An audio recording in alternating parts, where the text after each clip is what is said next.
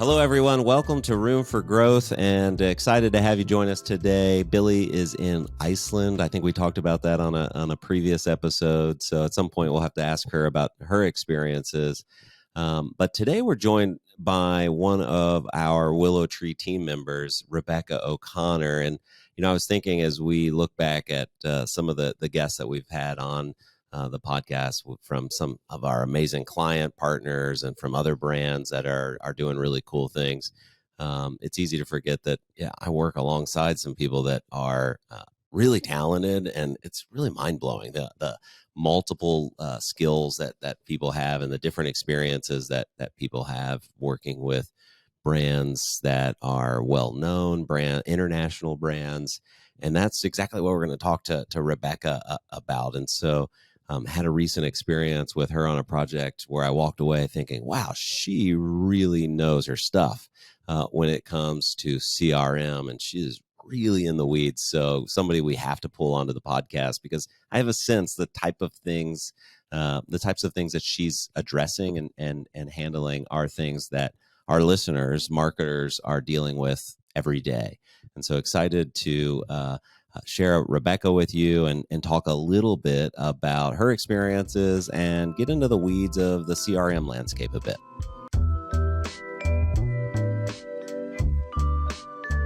Today, it is my great pleasure to sit down and talk with Rebecca O'Connor, one of our CRM experts here at WillowTree. Rebecca will share common mistakes she sees marketers make and give invaluable insights into how you can start 2023 right. Before we start talking shop, I'll share a little bit more about our guest. Rebecca is bilingual, speaking both Spanish and English fluently. We will not be speaking Spanish on this episode today. She attended Tufts University and started her career in the nonprofit space focused on Latin America policy analysis. Wow. In 2018, she moved to Argentina to work in political and regulatory risk/strategic affairs. This same year, she won a Fulbright binational business grant, which took her to Mexico City. In Mexico, Rebecca started her career in growth at Postmates. She's brilliant, she's kind, and she has a lot to share. Rebecca, welcome to the podcast. Thank you so much, Billy. I'm honored to be a podcast guest. You guys have had such a storied list of guests, so honored to be here with you today. So Rebecca's joining us from Boston today, and Rebecca, would love to hear about your background. Are you from Boston, or where'd you grow up? I'm not a native of Boston. In fact, I'm in enemy territory. I'm from New York. I think I'm a third or fourth generation New Yorker, so definitely New York. Not native to Boston, but I do like it here a lot. So I grew up on Long Island, about halfway out. So Rebecca, growing up, I'm sure, just like every marketer in the space, you grew up saying, one day I'm going to be a growth marketer. Yeah, right. Just kidding. But seriously, with a degree and a focus on Latin America policy analysis, I'm curious, is that something that was always of interest to you? How did you get to that part of your career focus and eventually move into the growth marketing space? Yeah, I think I was always interested in languages. Spanish was always my favorite class. So really kind of interested in languages. And as I got into high school, started to be interested in history and policy and laws and elections. And that led me to study international relations in Spanish. And I think those two things combined to take me to Latin American policy analysis. Rebecca, this, as I mentioned in the intro, you were a Fulbright binational business grant award winner. That's extremely impressive. Can you tell us a little bit more about that process and how you won that grant? Yeah, I can tell you probably more about it than you want to know. I could tell you lots about it. So I think when people think about Fulbright, they think about their students that come to the U.S. To do their graduate degree. So there's super talented people from all over the world that come here to study. And then I think people also commonly know about people from the U.S. going to other countries to teach English. but there's a host of different specialty Fulbrights. So I think in Chile, they have like a science one, there's a journalism one somewhere. And this grant that I was awarded is a special grant in Mexico called the Binational Business Grant. So they send a small group of folks from the US to Mexico, small group of folks from Mexico to the US. And the theory here is that these neighboring countries have these super interconnected business environments, and people need to know more. People who are operating in businesses in the US should know more about Mexico and vice versa. And so I was very lucky to be placed at Postmates on the growth team. And that was such an amazing experience. And that's where I started working in growth. And so, Rebecca, I'd love to talk about your work with Postmates in Mexico City. So when we talk about Postmates, they're in that space alongside, that third-party delivery space, right? Grubhub, DoorDash, Uber Eats, that sort of thing. And I would imagine in Mexico City is an enormous city. Are they dealing with the similar challenges that, a Postmates of New York City would deal with? Are there unique elements? I would imagine that it's fairly similar, where there's drivers all over the place and a lot of activity happening. But would just love to hear more about that experience working with Postmates in Mexico City and some of the challenges and some of the things you were dealing with. Yeah, it's actually similar to New York City in that most of the couriers are either biking or motorcycling versus using cars. So I was so fortunate that they had such a great tech stack. I think, when we think about best in class tech stacks, Postmates really had it. I was using Braze and Amplitude every day. So it was an amazing first growth job to have. And then, it was an international expansion. I think when I got there, they had been operating in Mexico for a little less than a year. So there was still so much to do from an operations perspective as well, really on the ground, working with couriers, signing up couriers, dealing with validation of people's driver's licenses, onboarding people to the app, both users and couriers, helping restaurants if they're running a special promotion. Okay, we're going to send a team of people to help facilitate this growth marketing promotion and kind of really make sure from an operational perspective that these things go off without a hitch. How do you went from in kind of a business, you're studying business, particularly with this Latin American focus, and you stumbled into this growth marketing industry, which I don't always love that term, growth marketing, because it's kind of confusing. I'll talk to people in public relations or communications or even in marketing, and they'll be like, what exactly is growth marketing? I'm like, well, I guess it's digital marketing. And so it's a unique marketers. We love to put new terms on everything, but generally speaking, how would you say, one gets into a growth marketing career? Are there kind of benefits from coming from one industry to the other? What do you think? So I didn't study business. I studied international relations and Spanish. My background is not from an education perspective in this at all. I wrote my thesis about Latin American dystopian literature. Fun fact. So I was not studying business. I think it's interesting when I started at Postmates, right? I was worried, am I going to know about this stuff? What value am I going to be able to offer this company with this kind of amazing business and technology? Yeah. And when I got into it, I started to realize, wait a second, I was doing a bunch of this stuff when I was in the policy analysis space. We just weren't calling it growth marketing. We weren't calling it email marketing. We weren't calling it demand generation, but we were doing these things. So, if we were producing a blog post or a report about a given kind of policy change or occurrence in Latin America, so we would do, for example, a series on electric transportation, electric vehicles in Latin America.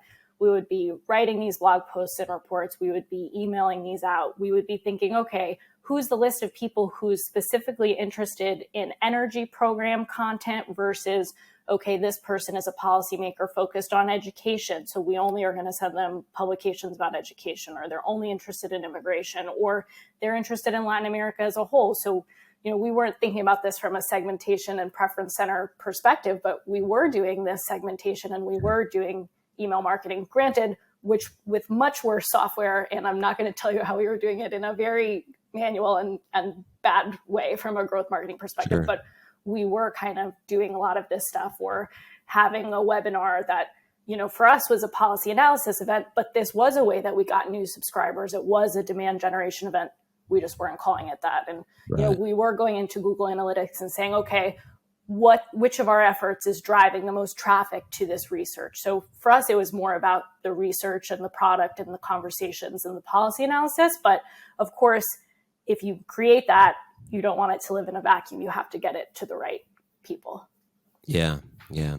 Well, one of the reasons we wanted to have you on the podcast was even just, I think back to some of the past two projects that you and I have had the chance to work on a little bit. They're really gnarly, complex scenarios. And as I was thinking about those past experiences, I sit on the board of a community theater, children's community theater, and they offer classes and then live theater events. And when they were talking to me about some of their CRM challenges, they kept pointing to the fact that, like, we're small and we don't have this figured out. And they were almost like apologizing. And I had to almost stop them at some point and say, the biggest companies, some of the biggest companies of the world have this same exact challenge that you're describing and have not figured it out. And so with that, you've had the opportunity to kind of parachute into a few of these, what I call gnarly situations.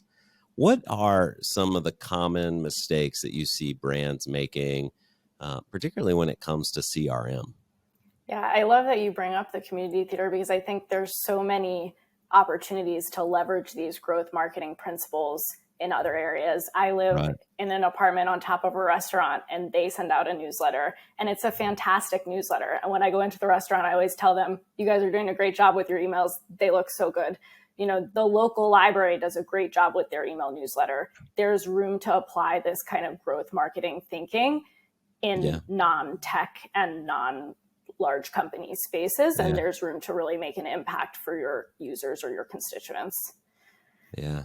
Yeah. But at the big level, think Fortune 1000, we see these, it's almost a harder problem to solve because there's like so many platforms, so many stakeholders. But like, what are some of the common mistakes that is kind of have become accustomed to seeing, when we walk into some of these scenarios? So I think I don't know if I would call it a mistake, but something that's underutilized, underleveraged is a preference center and preferences, and just, first of all, collecting the right preferences. So I think a lot of times what we see people doing is they're collecting some preferences, right? Maybe they have a few different lists that they're sending to, but there's some critical differentiation among their consumer base that they have no space for the customers to tell them, hey, actually, I only want to receive communications about this subsegment. I want to receive A and C, but not B. Please do not send me information about B. Yeah. And that field just doesn't exist in the preference center. So if you think about like a movie theater and there's no place to tell them, hey, actually, I only want to receive PG and PG-13 stuff because I go with my kids. Or, you can extrapolate this to all sorts of different industries, but I think that's a really common mistake. Or you're collecting it, but then you're not honoring it. And debatable, that's probably worse, right? But they're both bad. So you collect it and you don't honor it. And the customer, the user has given you this very valuable gift of their zero-party data. And then you're not leveraging that. That's a big problem.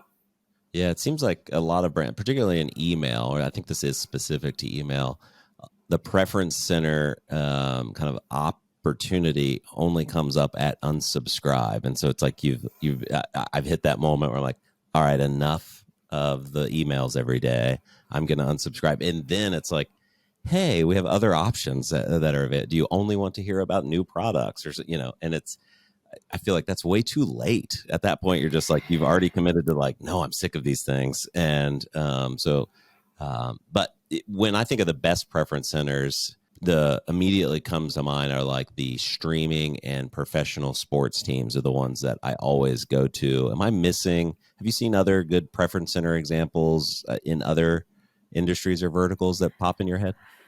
What I really like is when people have an opportunity to opt down in communication. So we were talking about is this moment of unsubscribe, right? You're fed up, you've had enough. You go and you say, okay, I don't want to receive emails anymore. But now there's a choice where you can say less, just once a month, just only when it's a sale. this way, you're not losing that customer entirely. I think people really miss the mark when they don't have that opt down. And there are so many different brands, that I subscribe to as a customer that I still want to receive their emails, but I want less. I was telling Abby the other day, I bought contacts. I bought a year's supply of contacts. I don't need to receive an email to buy more contacts all the time. I don't need any more. I have them, but I keep getting the emails and I don't want to unsubscribe. I want to tell them, just send me less. You can send me the annual reminder. I'll buy them again. You can send me an occasional upsell for glasses, but you can't email me 3 times a month, but there's no in between. And I think that that's a big mistake that people are making. And you then lose that touch point with the customer entirely. Yeah, this kind of just automated assumption that's like, okay, we've collected an email address, so let's put every single email address that we have into the same batch and just blast them with emails. It's got to go. Yeah, and you got to move on from that. And I think the best preference centers, to your point, they don't need to be just email. And you'll see this in professional sports teams apps. Sometimes you'll have options to in-app adjust how often or what kind of emails are you going to receive, push notifications. You want to have the option for people to say, hey, I prefer actually to receive only push notifications and no emails, or vice versa. Yeah. So Rebecca, we're talking about common pitfalls that companies make when thinking about CRM. And I think a lot of companies are in the midst of having these discussions. I'm seeing it more than ever right now, because my theory is that so many companies have now invested a lot of dollars over the past couple of years in digital experience. And now there is a huge demand to capitalize on those investments. And so there's a ton of eyes on okay, we redesigned the mobile app, we overhauled the entire thing, we launched these new features. What ROI are we getting? And so there's a lot of eyeballs on kind of optimization at the moment. Another thing that we constantly see are brands buying licenses to some of our favorite platforms, other platforms, and then not using the features. I'm terrible with analogies, but it's like you buy the Ferrari and then you drive it 35 miles per hour downtown. You drive it like a Buick. It's like, come on, it's a Ferrari. Let's test this thing. And so, why do you think why is this? Is it because of technical capabilities, or, why do you think this happens? I mean, I think there's a few different reasons it can happen. And this is something that we see all the time. This is something that I've experienced in in-house marketing teams. I think there's a few different reasons. It could be kind of a skills gap or a knowledge gap on the marketing side. It could be a bandwidth constraint. I think a lot of times marketers and growth teams, whoever's kind of executing this function within a given organization, is really stretched super, super thin, being asked to support, normal newsletters and kind of constant campaigns that are going out, plus product launches, plus all sorts of different things, plus analytics. And there's just not really kind of time to dig into these features, right. And it hasn't been made a priority. I think a lot of times people are not using all of the features because there's some kind of data constraint. So perhaps thinking about Braze, right? You haven't set up purchase events. You haven't set up custom events. You're not tracking these things within the CRM, and that's really going to hamstring you. You're not going to be able to use the full functionality if you don't take the time to set that up correctly, and you're not going to be able to A/B test effectively, and you're not going to be able to measure conversions, and you're really not going to be using the full suite of features.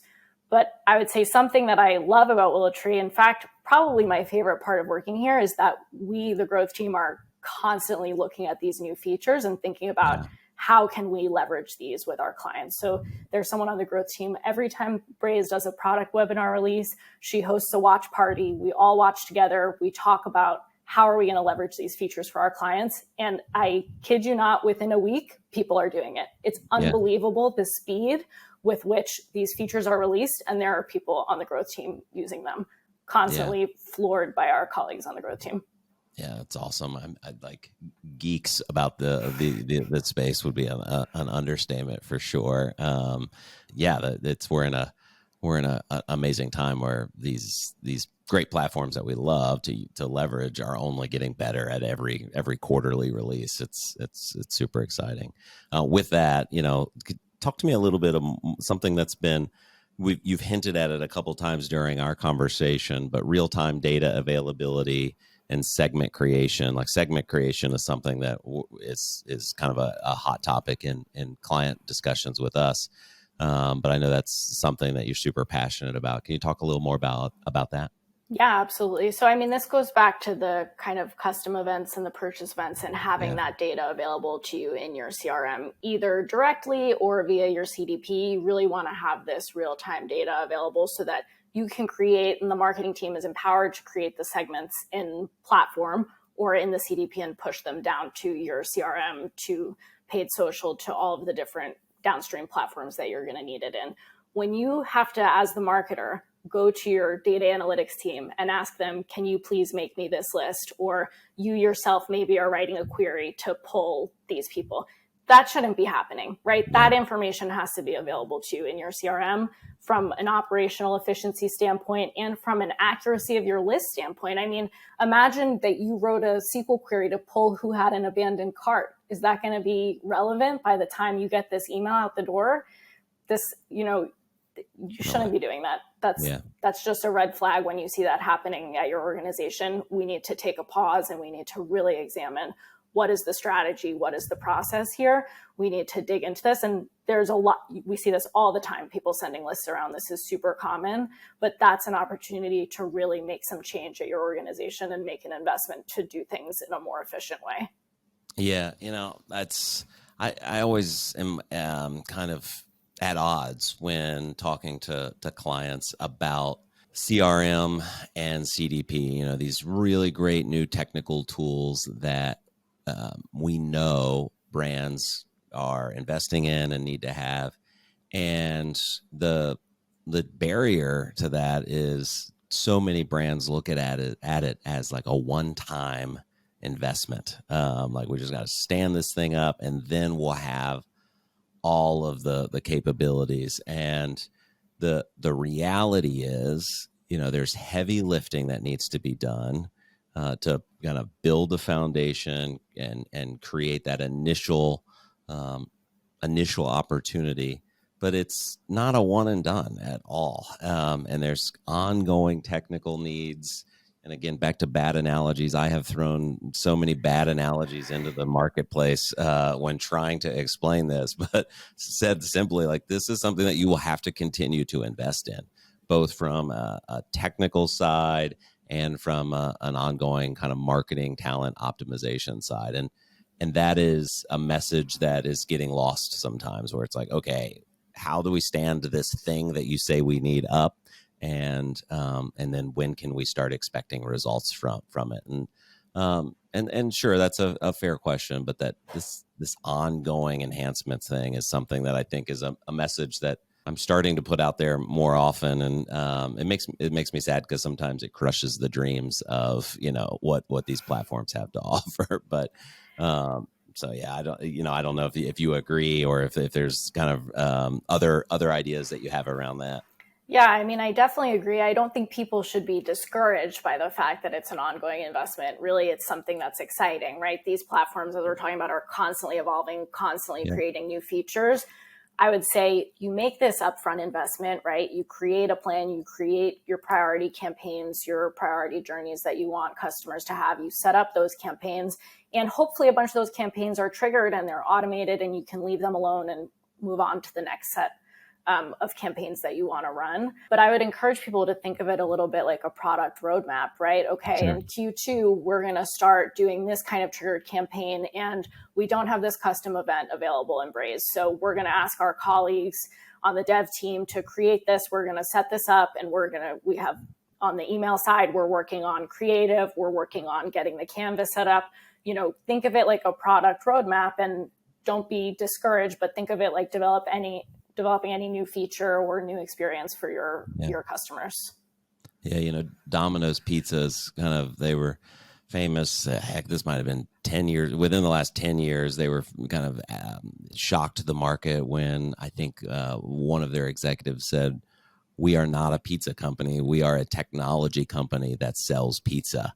And at that time, that was like, whoa, I would see it in presentations, and it was kind of this kind of new thought process. But more and more, that's kind of how the top companies are structured. When you look at the leaders in each of the category, and there's certainly variables, even if we just went, I love to talk about food because I love to eat, but I'm not sure Chick-fil-A thinks of themselves as a technology company. They think of themselves as a hospitality company, but they've got their tech certainly in order. And so there's certainly kind of variable twist on that. But that mindset is something that I think more and more companies are going to have to take, that technology is kind of at the forefront. This isn't just this thing that we invest in so we can get back to doing what we like to do. And so it'll be interesting to see. I'm sure some brands will continue to struggle with that. But we're talking so much about CRM, and like the best part about a really great CRM strategy is the output of that. So it's, we're talking a lot about analyzing data, but the messages and the automated message triggering, are there, I keep asking the same, I keep repeating, like, common pitfalls or common mistakes that you see. I'm just curious, what do you think, how can brands be doing triggered messages better? What are some things that you're seeing in the market? Yeah, well, I would say first you want to make sure you have some triggered messages, right? So often we see people are doing so much by hand, they don't have these messages scheduled as, they don't have them set up as triggers, they have them as scheduled messages. So first you want to make sure you have some triggered messages. That's going to be number one.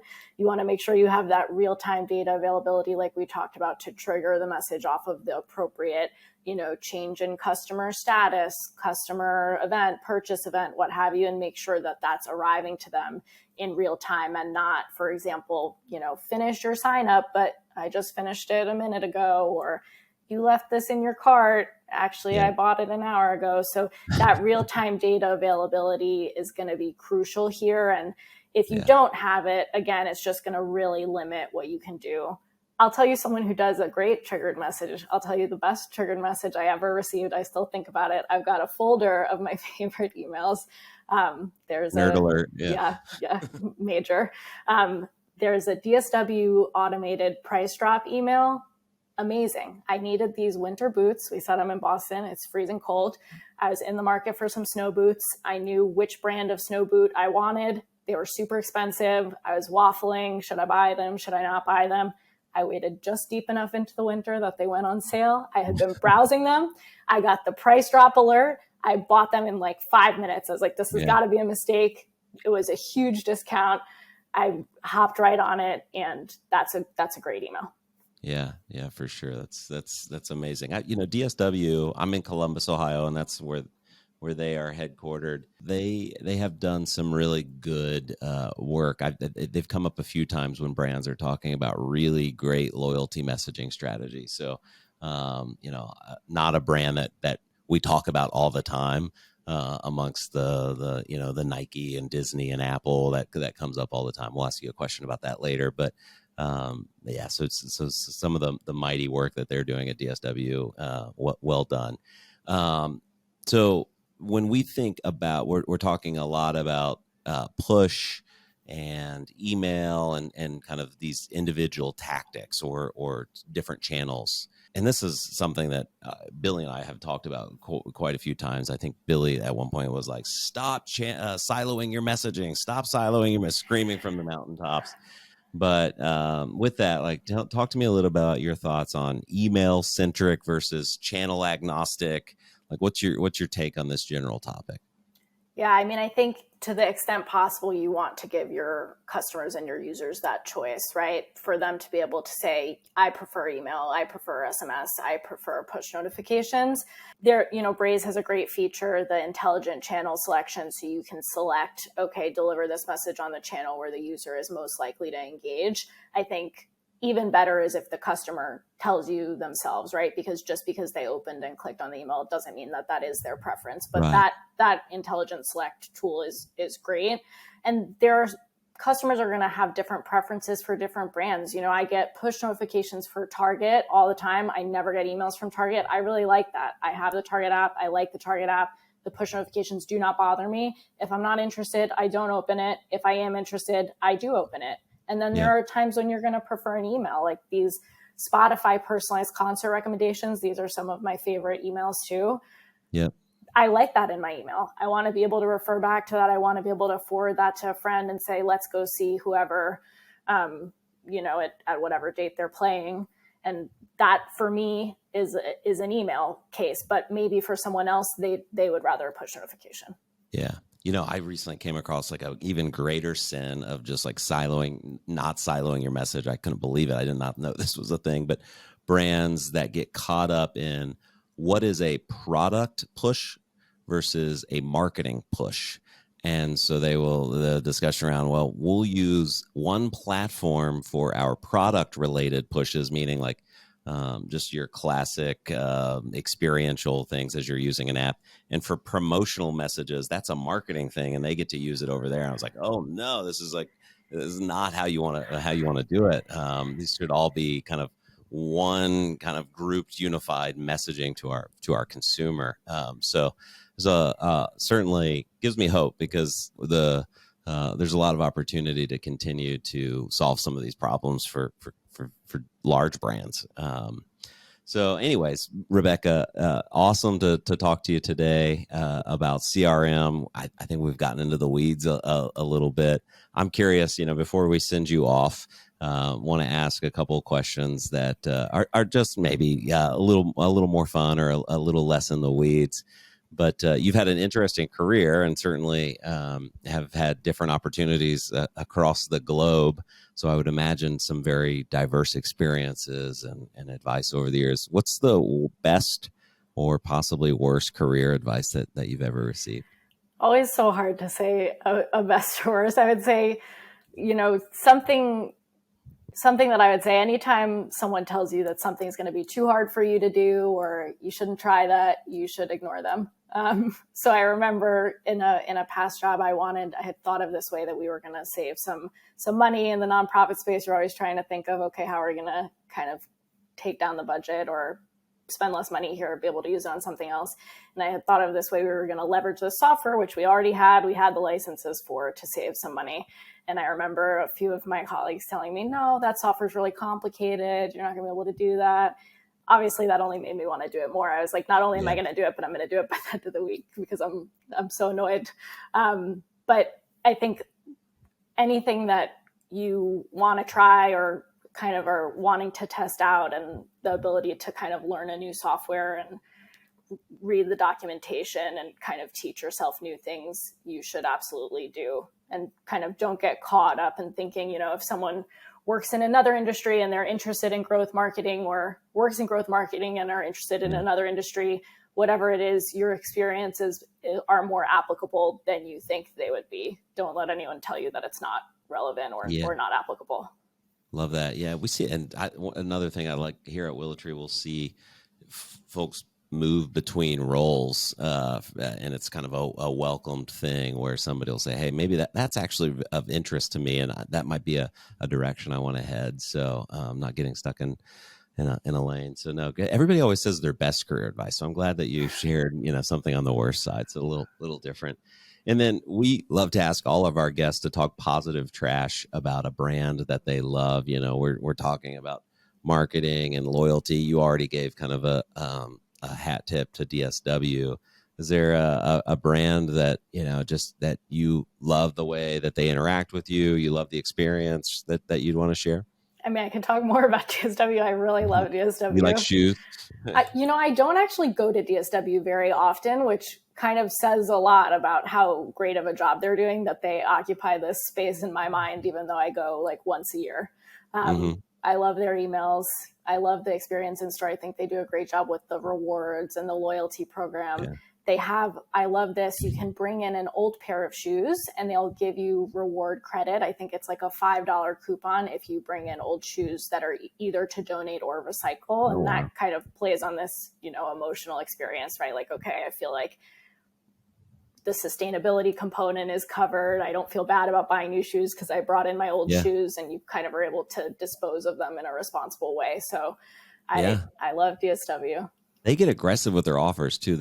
I recently got a rewards offer that was $30 off a $40 or more purchase. And I was like, whoa, that is a significant, I don't know what the percentage is there, but that's insane. Like, are you kidding me? You haven't been there in a while, probably. Exactly. They're really trying to get you in. You fell into a good segment. Well, we saved that coupon, so it was effective. But yeah, so is there another brand though that is top of mind to you? Yeah, I would say I really like the Target app a lot. I like Spotify a lot. I'm really loyal to Spotify and Target. Both great experience in terms of, I've talked already about those Spotify personalized emails. I think that's just amazing. I love the way they do their preference center. Target, I love the app, and I love the different channels. I think it's great. One of the things I've been thinking a lot about lately are brands partnering with other brands. Starbucks and Delta recently did this, where you can earn Delta loyalty points with your Starbucks coffee purchase.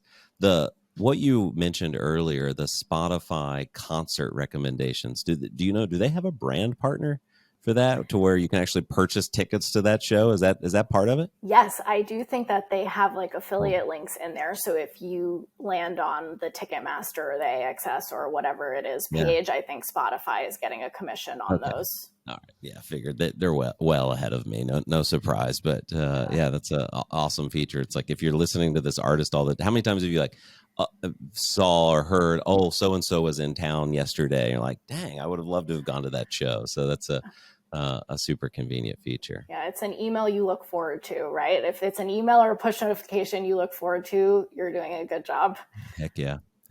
Awesome. Well, Rebecca, it was so good to chat with you today. Thanks for joining us on Room for Growth during Billy's absence. We look forward to hearing about her trip to Iceland. But thanks for giving us your time, and look forward to working with you next year. Yes, absolutely. My pleasure.